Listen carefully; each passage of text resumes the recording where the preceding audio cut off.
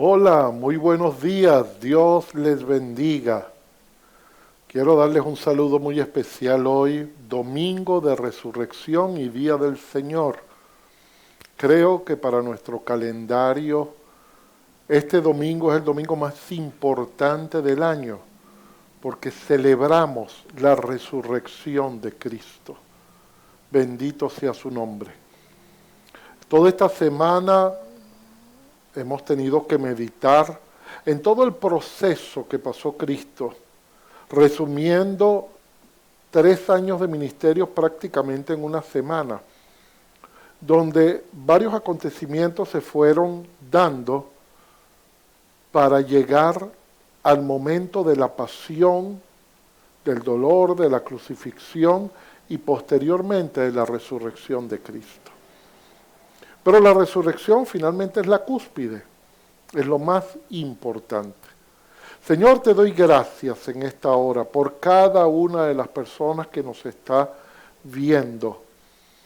Te pido que les bendigas en el nombre de Jesús, que bendiga sus hogares. Que tu favor, oh Dios, pueda llegar a sus casas. Que el poder de tu resurrección entre ahora mismo a sus hogares y a su vida. Te pido que nos guíes, Señor, que nos deje el entendimiento, la gracia necesaria para comprender tu palabra y para que tu palabra se haga vida, se haga rema en nosotros, Señor. Y te doy gracias. Gracias en el nombre de Jesús. Amén. El Maestro está aquí. Escucha esto. El Maestro está aquí. Y quiero comenzar con este título, porque cuando necesariamente, como en el día de hoy, tenemos que hablar de la resurrección, entendemos que la resurrección primeramente es una de nuestras doctrinas esenciales, o lo que llamamos doctrinas primarias, que son no solamente importantes, sino, repito la palabra, esenciales para nuestra salvación.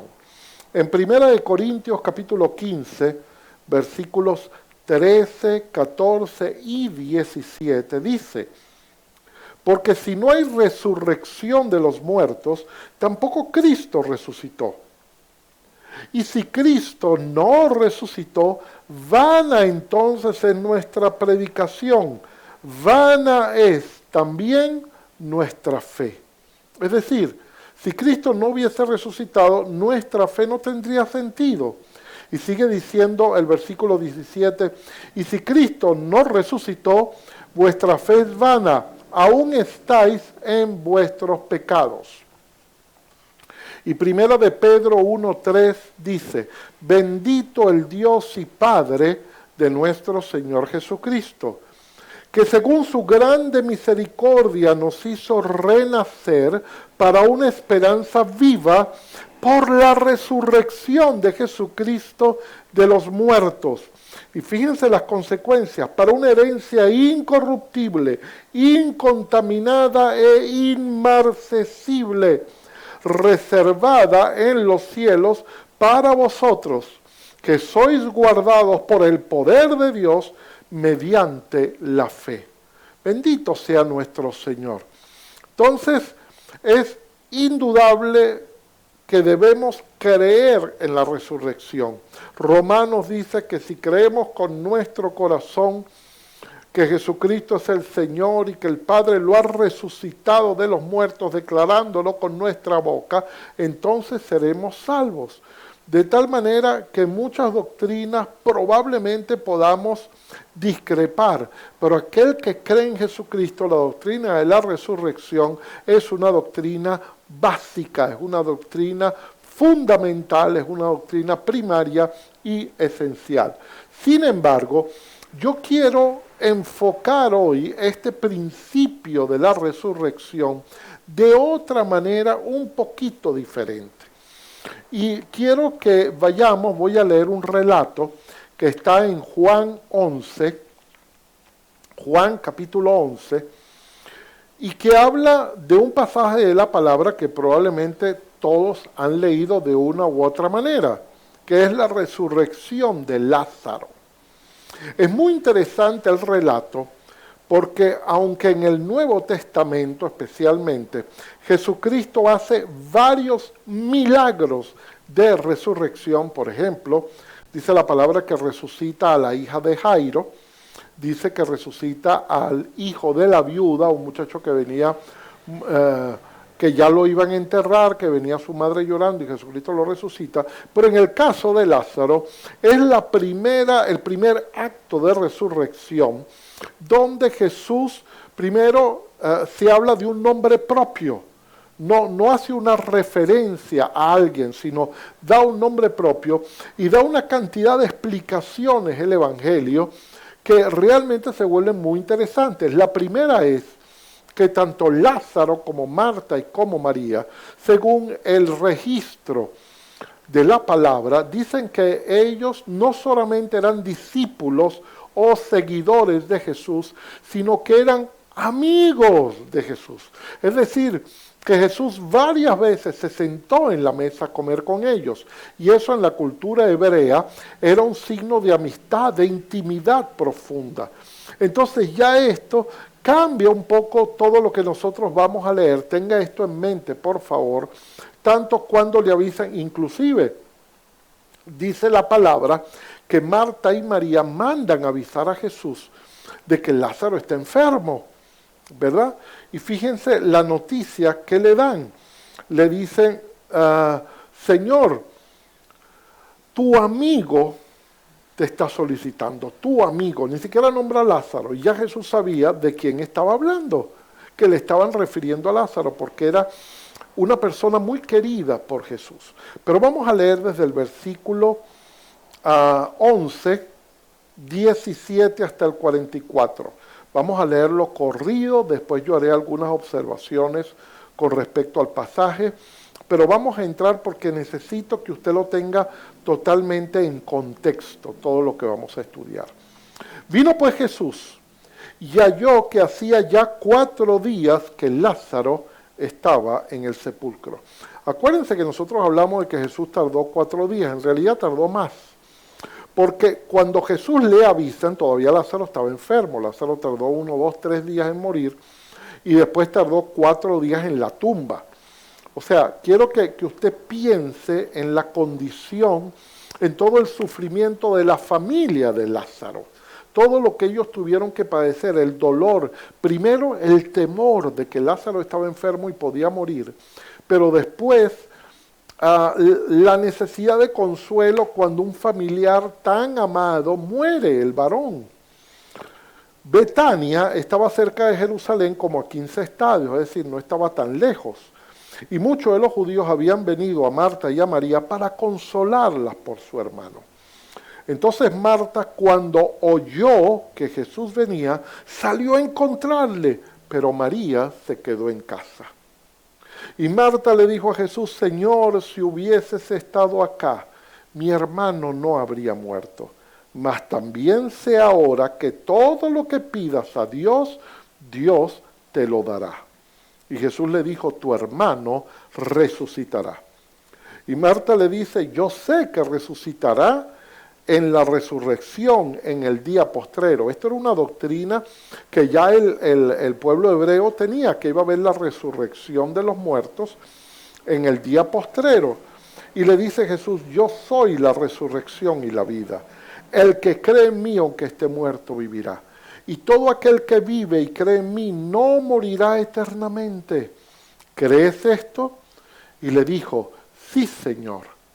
Yo he creído que tú eres el Cristo, el Hijo de Dios, que ha venido al mundo. Habiendo dicho esto, fue y llamó a María su hermana, diciéndole en secreto, el Maestro está aquí y te llama. Y de ahí viene esta prédica, el Maestro está aquí y te llama. Ella cuando oyó, se levantó deprisa y vino a él. Jesús todavía no había entrado en la aldea, sino que estaba en el lugar donde Marta se había encontrado. Entonces los judíos que estaban en casa con ella y la consolaban, cuando vieron que María se había levantado de prisa y había salido, la siguieron diciendo, va al sepulcro a llorar allí. María, cuando llegó a donde estaba Jesús, al verle, se postró a sus pies diciéndole, Señor, si hubieras estado aquí, no habría muerto mi hermano. Fíjense que las palabras de María son las mismas palabras de Marta. Sin embargo, Jesús reacciona con Marta de una manera y con María de otra. Jesús entonces, al verla llorando y a los judíos que la acompañaban también llorando, se estremeció en su espíritu y se conmovió. Y le dijo, ¿dónde lo pusisteis? Y le dijo, Señor, ven y ve. Y Jesús lloró.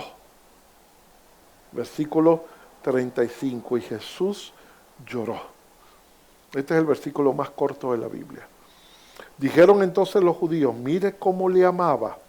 Y algunos de ellos dijeron, ¿no podía este que abrió los ojos al ciego haber hecho también que Lázaro no muriera? Y esta pregunta que muchos hacen, lo que llaman a voz populi, que todo el mundo lo escucha, que el evangelista inclusive lo escucha y lo registra, probablemente era lo que estaba en el corazón de Marta y lo que estaba en el corazón de María.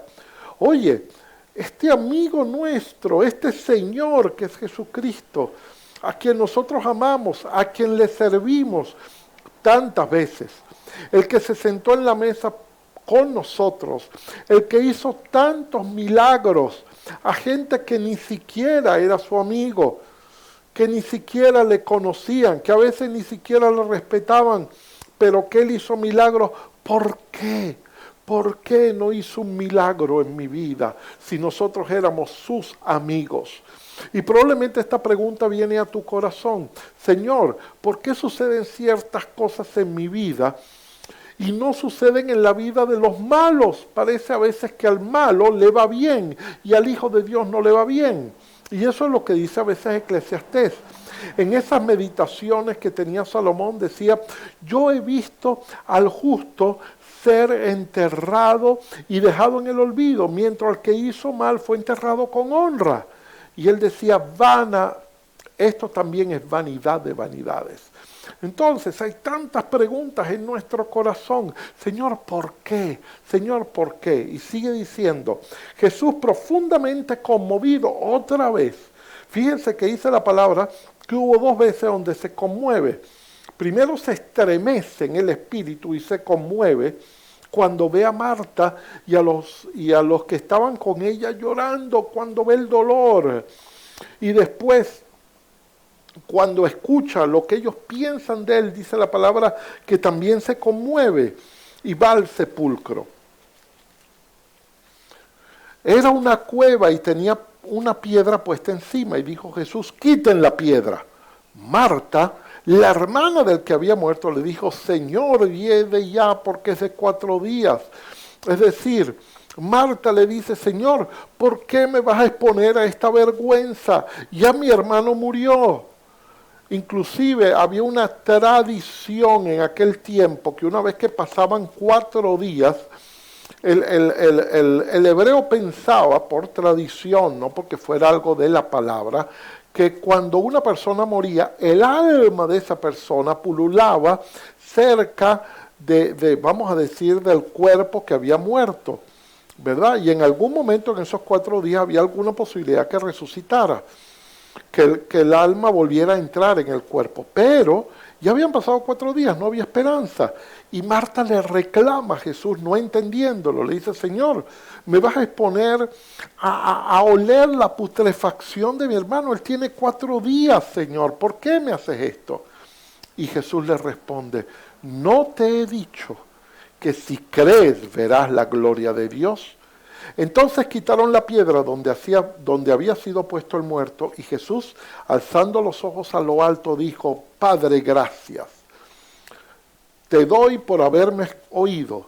Yo sabía que siempre me oyes, pero lo dije por causa de la multitud que está alrededor, para que crean que tú me has enviado. Y habiendo dicho esto, clamó a gran voz, Lázaro, ven fuera.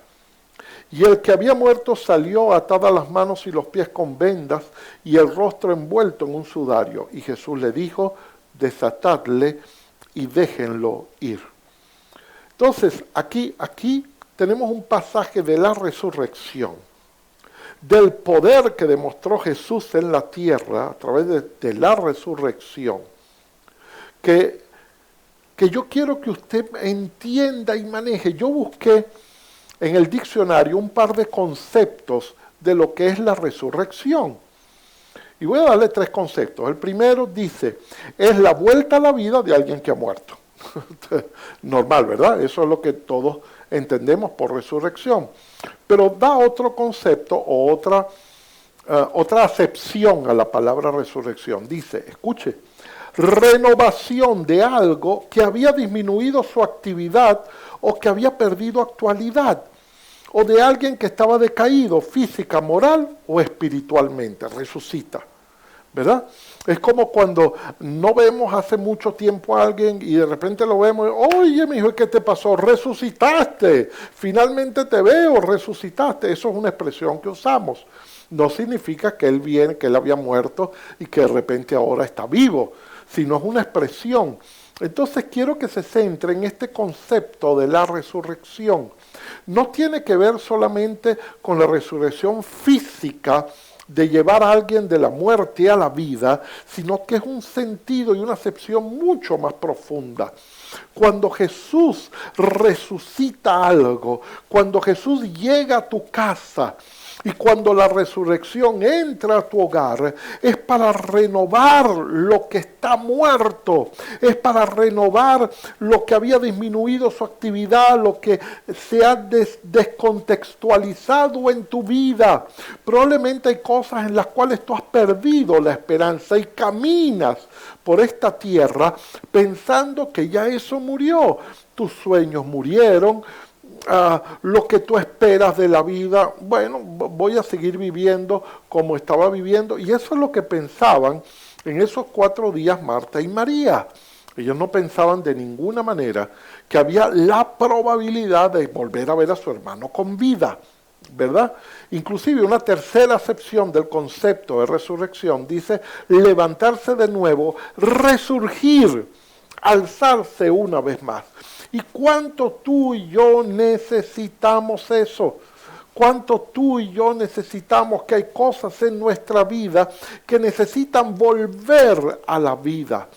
Probablemente nosotros inclusive hoy en día estamos caminando en lo que llamamos una pandemia, ¿verdad?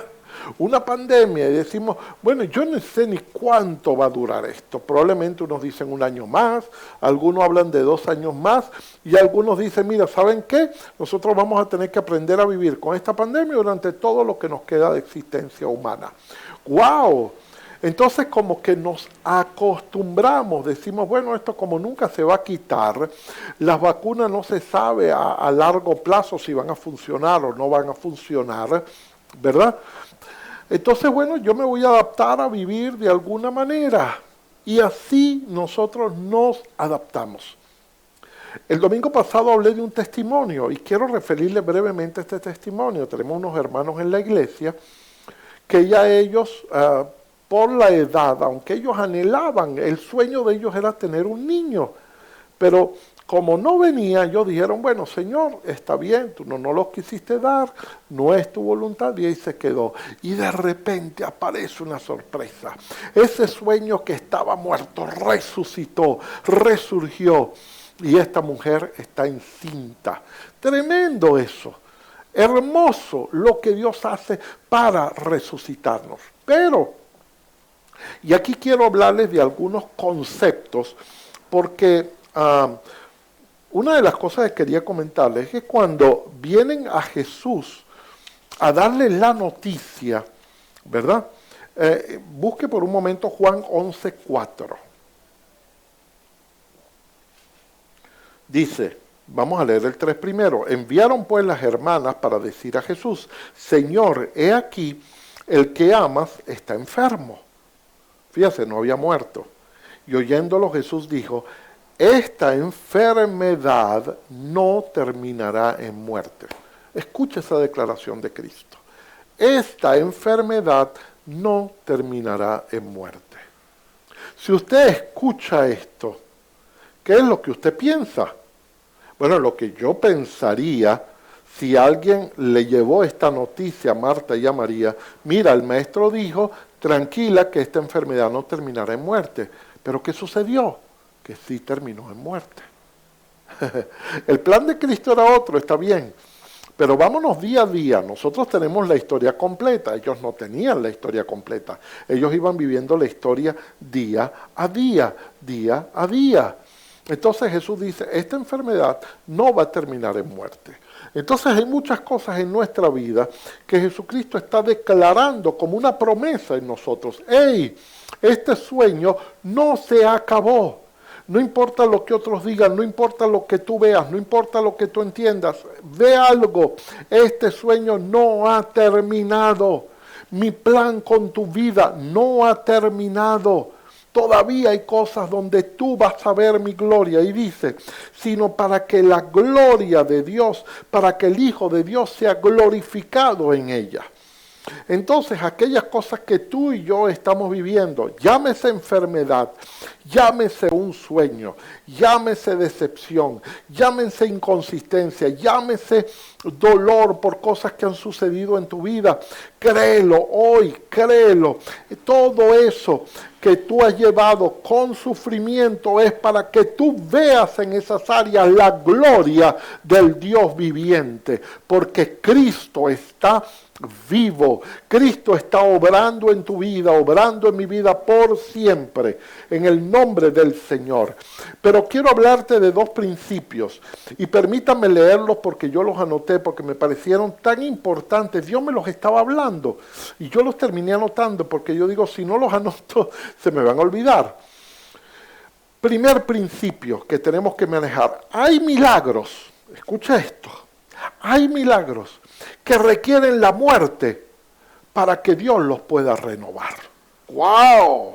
Hay milagros que requieren la muerte para que Dios los pueda renovar. Hay relaciones, escucha esto, que tú necesitas terminar y olvidar por siempre para que Dios pueda traer cosas nuevas. Hay dolores en tu vida que tú tienes que trabajar y sustituirlos y sacarlos de tu vida para que Dios pueda hacer algo nuevo. Si no, siempre vas a vivir lo que llaman como un caucho reencauchado. Es un caucho viejo con una banda de rodamiento nueva, pero no es un caucho nuevo. Entonces, hay milagros que le quieren la muerte para que Dios pueda renovarte. Escucha esta declaración profética para tu vida. Dios nunca prometió, cuando tú creas en mí, no van a venir tormentas en tu vida. Nunca lo prometió. Él prometió, en medio de las tormentas de tu vida, en medio de las tormentas que yo mismo voy a ordenar, yo voy a estar contigo. Dios nunca dijo, yo no voy a permitir nunca, y nosotros como cristianos hemos aprendido eso, a usarlo con mucha ligereza, ¿verdad? En estos días, inclusive hablando con mi esposa, ella me decía, ¿cómo tenemos que orar? Porque decimos, Señor, quita esta plaga, elimina esta plaga, desaparécela. Viene la primera pregunta, ¿puede Dios desaparecerla? A mí no me queda duda. A mí no me queda duda que Dios de un día para otro lo pueda hacer. Dios puede permitir que se invente algo, que aparezca una vacuna, o que de alguna forma haya una sanidad para este virus. Él lo puede hacer de un día para otro, pero viene la pregunta, ¿eso es lo que Dios quiere hacer? ¿O esto está permitido en el mundo, permitido en la soberanía de Dios, para que nosotros como humanidad aprendamos algo? Entonces, si oramos, estaremos orando en contra de la voluntad de Dios.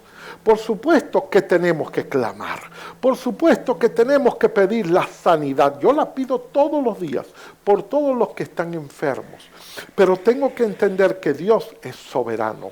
Cuando Dios profetiza a Abraham y le dice, ese pueblo que van a ser de tu vientre, de tus entrañas, ese pueblo va a estar cautivo por 400 años, eso estaba profetizado. Y ellos clamaban y durante 400 años clamaban, pero nunca vino la liberación. Hasta que dice la palabra, y escuchó Dios el clamor de ellos. ¿Por qué? Porque se había cumplido el tiempo. Entonces, Dios nunca te prometió, no te voy a meter en el horno de fuego, no voy a permitir que tú caigas allí, que las llamas te quemen. Y por eso siempre declaramos, aunque pase por las aguas no me anegaréis, por el fuego no me quemaré. Pero escucha, hay veces que Dios permite que tú caigas en el horno, y en el horno Él te va a guardar. Dios permite que te echen en el foso de los leones, y dentro del foso Él va a parar a los leones. Ahí es donde vemos la gloria de Dios. Entonces hay cosas que tienen que morir. Cuando dicen voy a caer en el foso, Señor, ya se acabó mi vida, y Dios te dice no, porque yo voy a parar eso. Yo voy a traer vida donde hay muerte. Donde otros declaran muerte, yo voy a traer vida. Y el segundo principio que quiero que tú escuches, por favor, escucha esto. Hay situaciones donde todos los recursos se han agotado, cuando estamos solamente esperando una intervención de Dios. Y eso es bueno. A veces Dios nos lleva a ese tipo de situaciones, donde los recursos se acabaron. Señor, ya llegué, no puedo hacer más nada, ni la medicina puede hacer nada, ni yo puedo hacer algo, ni ninguno de mis amigos puede hacer nada, ni el dinero puede hacer nada, pero una palabra tuya, Señor, esa palabra puede cambiar mi vida, puede cambiar todo, Señor, dentro de mí, puede hacer que las cosas se renueven, puede hacer que las cosas renazcan nuevamente. Inclusive, uno se hace la gran pregunta, y escuche esto, por favor. ¿Por qué Dios permite? Y quiero decirlo lento. Y por favor, míreme, ¿por qué Dios permite que Marta y María pasen por todo un proceso de sufrimiento? Y escucha, un proceso. La palabra dice que cuando Marta y María mandan a buscar a Jesús, ya Lázaro estaba enfermo. Y probablemente ya Lázaro se proyectaba de que la enfermedad lo iba a matar. Pero no dice el registro bíblico cuánto tiempo duró la enfermedad o duró el que Lázaro se fuera agravando. No lo dice. Entonces realmente no sabemos el tiempo de sufrimiento, pero vamos a suponer que fueron 2 semanas en total. Sabemos que fueron 7 días mínimo, vamos a suponer que eran 2 semanas.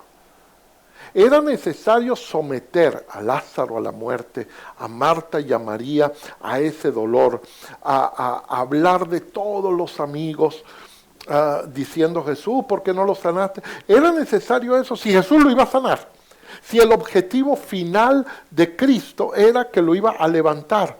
Y no, acuérdese algo, Cristo no solamente lo resucita, cuando Cristo lo resucita, Cristo lo renueva. Es decir, Lázaro no resucitó con la misma enfermedad, porque era absurdo, ¿verdad? Que Cristo te resucite, pero tienes la misma enfermedad. Mira, te resucité, pero en 3 días te vas a volver a morir. No, Cristo te lo sanó. Entonces, cuando Dios te renueva, Dios te sana. Entonces, la gran pregunta es ¿por qué? Y aquí viene esto que es tremendamente importante. Y es otro principio que yo quiero que tú escuches. Hay casi una constante en el trato de Dios, en la vida de aquellos que van a ser usados por Dios, en la vida de aquellos que Dios ama profundamente, y es que Él los hace pasar por duros momentos de tristeza y de aflicción para que alcancen resultados eternos. Escuche esto. Es casi una constante en el estudio, no solamente de la palabra, estudio de todos los personajes de la palabra, pero además, Usted debe conocer pastores, debe conocer gente de la historia, cristianos, que pasaron por momentos sumamente duros. Pero eso trajo en su vida resultados eternos. Piensa por un momento en José. Cuánto dolor, cuánta aflicción para llegar a donde él tenía que llegar. Piensa en cualquier personaje, piensa en Moisés. Cuánto dolor, cuánta aflicción para ser usado como tenía que usarse. Entonces, este principio a veces nosotros no lo entendemos, no lo manejamos. Escuche, entre la cruz y la resurrección, entre la cruz y la resurrección hay un día. Dice la palabra que Cristo muere, está 3 días, ¿verdad? El día que muere, el otro y el día que resucita, está 3 días en la tumba. Entonces hay un día entre la cruz y la resurrección. Hay un día. Hablamos de la cruz, hablamos de los problemas y hablamos de la victoria. Pero ¿cuánto nos cuesta hablar de ese día, de ese tiempo que nosotros le decimos como un día, pero quiero decirte que es un tiempo cuando Dios nos está probando para llevarnos a la victoria eterna, para sacar de nosotros resultados que son eternos, no cualquier tipo de resultado. ¿Qué dice Juan 3:16? Porque de tal manera amó Dios al mundo, para que todo aquel que en Él crea no se pierda, más Dios le bendiga y le prospere. No se pierda, más Dios lo sane de todas las enfermedades. O Dios le dé bendición, o Dios, sabe, dice, para que tengan vida eterna. Nosotros tenemos que trabajar para lo eterno, no para lo temporal. Lo temporal es importante. La palabra, cuando habla de salvación, habla de una salvación integral, que indudablemente tiene que ver con nuestra vida en esta tierra. Indudablemente que Dios nos va a bendecir. Pero esa bendición nunca estará por encima de los procesos de Dios, para sacar de nosotros lo mejor, para formar en nosotros su carácter, para formar en nosotros esas cosas preciosas que en el día del juicio, cuando sea aprobada, salga todo aprobado y no se queme como la hojarasca y la paja, sino que sean como el oro y el diamante, que permanezcan por siempre. Bendito sea su nombre. Entonces, eso es lo que habla cuando habla de la resurrección. Habla de cosas en nuestra vida, pero para que la resurrección se llegue a tu casa, tiene que haber un día, tiene que haber un proceso, y ese fue el proceso de Marta y de María. Sin embargo, escuché algo. Dios trata a Marta y a María de 2 maneras totalmente diferentes. Cuando Marta llega, ¿verdad? Fíjense, inclusive, voy a leerlo por un momento. Cuando Marta llega a hablar con Jesús, dice, y Marta dijo a Jesús, 11:21, Señor, si hubieses estado aquí, mi hermano no habría muerto. Mas ahora sé que todo lo que pidas a Dios, Dios te lo dará. Y tú dices, bueno, Marta lo entendió. Marta le está diciendo, si tú quieres resucítalo, y va a resucitar. Y él le dijo, tu hermano resucitará. Pero en el versículo 24, tú entiendes que Marta no lo entiende. Y él dice, sí, es verdad, va a resucitar en el día de la resurrección. O sea, me está diciendo algo utópico, no me está diciendo algo que me ayude en mi vida diaria. Pero Dios le estaba hablando de la vida diaria. Y le dice, yo soy la resurrección y la vida. Pero fíjense, cuando viene María. Entonces, dice el versículo 31, los judíos que estaban en casa con ella y la consolaban, cuando vieron que María se había levantado deprisa, perdón, quiero hacer un paréntesis. Marta llega y habla con María, su hermana. En el versículo 28 dice, habiendo dicho esto, fue y llamó a María, su hermana, diciéndole en secreto, el maestro está aquí y te llama. ¿Por qué Marta no le dice a María, sabes, el maestro me dijo que él va a resucitar a Lázaro? No le da la noticia. Solamente le dice, hey, Dios ya trató conmigo, ahora Jesús va a tratar contigo. ¡Wow! Y dice la palabra que María sale corriendo, y la gente que la ve dice, mira, va al sepulcro a llorar. Pero María, cuando llegó donde estaba Jesús, al verle, se postró a los pies. Marta lo recibió parado y le reclamó, Señor, si tú hubieras estado acá. María también se lo reclama, pero se lo reclama de rodillas. María se postra y dice, Señor, y se abraza del altar, se abraza de los pies de Cristo. Dice, Señor, cuánto te necesito. Si tú hubieras estado aquí, mi hermano no hubiese muerto. Y fíjense que a Marta, él la trata y la confronta con la verdad. A Marta le confronta y hace casi una diatriba teológica con Marta. Pero a María no, María necesitaba otra cosa. María necesitaba llorar con ella, necesitaba consuelo, necesitaba estar con ella. Por eso dice la palabra, el Señor llora con quien llore, ríe con el que ríe.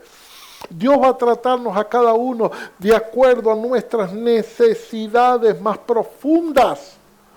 Y dice la palabra que Jesús al verla llorando, se estremeció y se conmovió.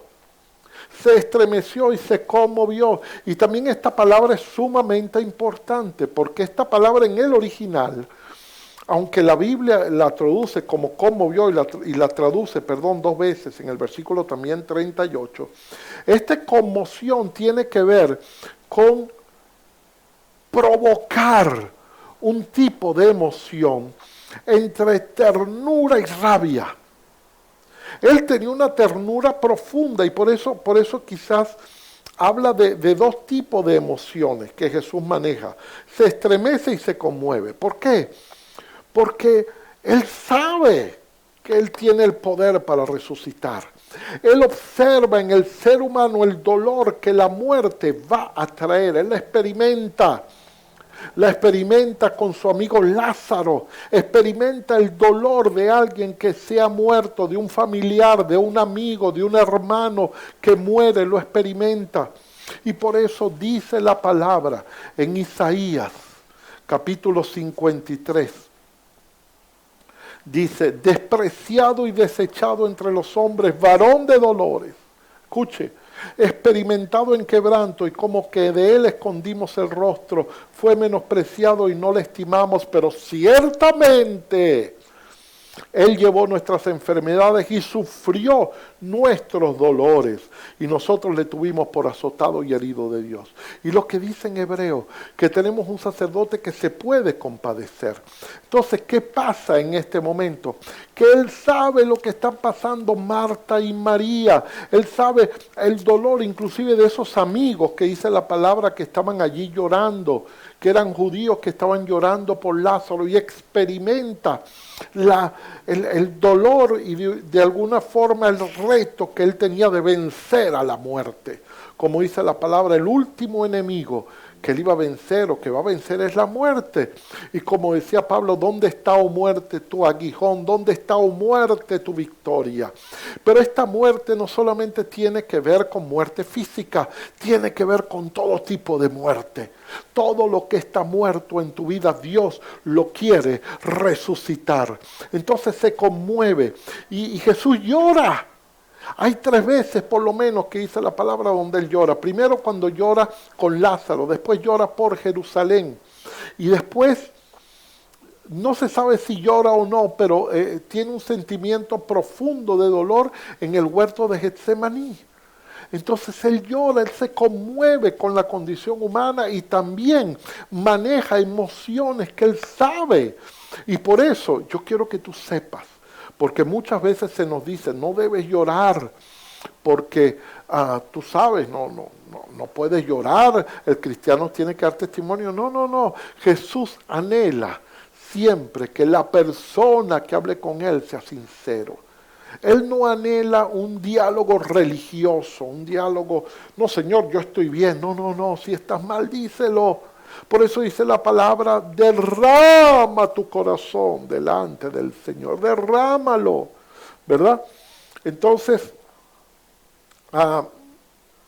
El Señor quiere resucitar eso en tu vida. Y quiero que sepas algo. Quiero darte una pequeña referencia, porque a veces nosotros nos distraemos, nos perdemos.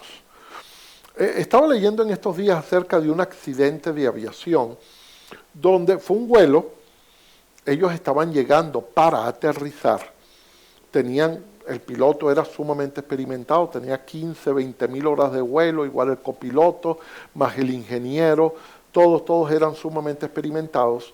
Y ya cuando van en el acercamiento, que van a empezar a prepararse para aterrizar el avión, cuando bajan el tren de aterrizaje, se prenden las dos luces de las dos ruedas laterales, pero no se prende la luz central. Entonces ellos no están seguros de que haya bajado el tren de aterrizaje. Entonces levantan el avión y comienzan a dar vueltas para tratar de ver si ese tren había bajado o no había bajado, o era sencillamente un problema de la luz. Y como era de noche, no podían observarlo desde la torre de control, no se podía ver. Entonces ellos comenzaron y buscaron y bajaron y usaron una linterna y no lo veían, después prendieron y no prendieron y se olvidaron. Y por un error quitaron el piloto automático y el avión comenzó a descender sin ellos darse cuenta, y tratando de arreglar una lucecita y un tren de aterrizaje, el avión se estrelló y todos murieron. Y eso es a veces lo que nos pasa a nosotros. A veces nosotros no corremos a Dios, sino que nos ocupamos de lo que el mundo, de lo que las cosas que nos están pasando. Y esas cosas para Cristo son cosas pequeñas, no son eternas, son temporales. Y escucha esto, dice la palabra, ¿hacia dónde corrió María? Dice que cuando María salió corriendo, que le informaron, ¿qué decía la gente? Mire, ya va al sepulcro, va a llorar. Pero María no iba al sepulcro, María iba a abrazar el altar de los pies de Jesús. Entonces, declaro esto en tu vida. De ahora en adelante la gente va a decir, mira, va a llorar, mira lo que le está pasando, pero tú vas a correr hacia Cristo, vas a abrazarle, vas a llegar a los pies de Él y vas a pedirle, Señor, te necesito.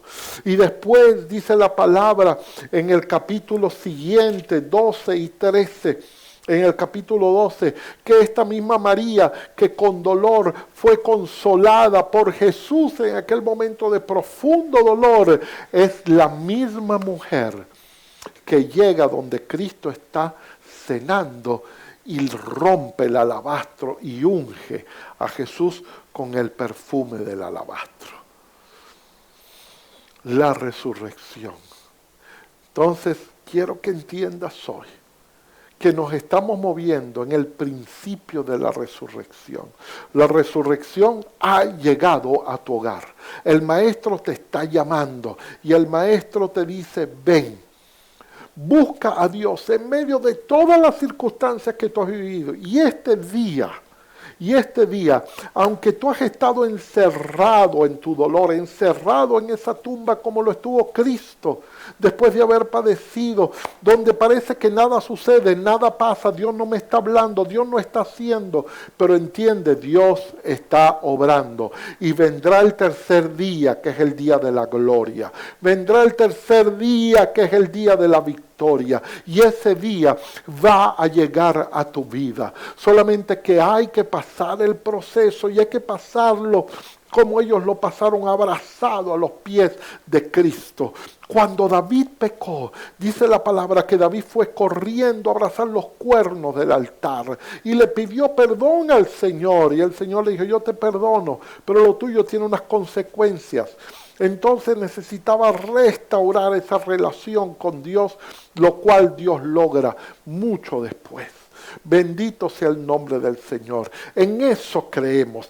Ese es el poder de la resurrección. Ese es el poder que nosotros manejamos y creemos para la gloria de Él. Yo declaro hoy en tu vida que la resurrección de Cristo hoy visita tu hogar. Que la resurrección y el principio de su poder hoy visita todo problema en tu vida. Que Dios comienza a tratar contigo.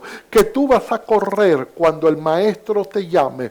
Pero escucha algo, no vas a correr al sepulcro, no vas a correr a quejarte, vas a correr a abrazar a Jesús porque Él es el dador de la fe, Él es el dador del poder, Él es el dador de la gracia y Él es el que te da todos los días su favor.